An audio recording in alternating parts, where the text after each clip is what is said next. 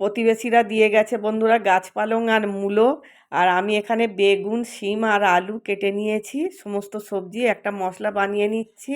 ধনে, জিরে, চন্দুনি আর গোলমরিচ, মোটা মৌরি দিয়ে। আর এখানে প্রথমে বড়ি ভেজে নিলাম, আর ওই তেলের মধ্যে তেজপাতা আর পাঁচফোড়ন দিয়ে, আর সবজিগুলোকে দিয়ে, আদাগুলোকে দিয়ে ভালো করে কষিয়ে নিলাম।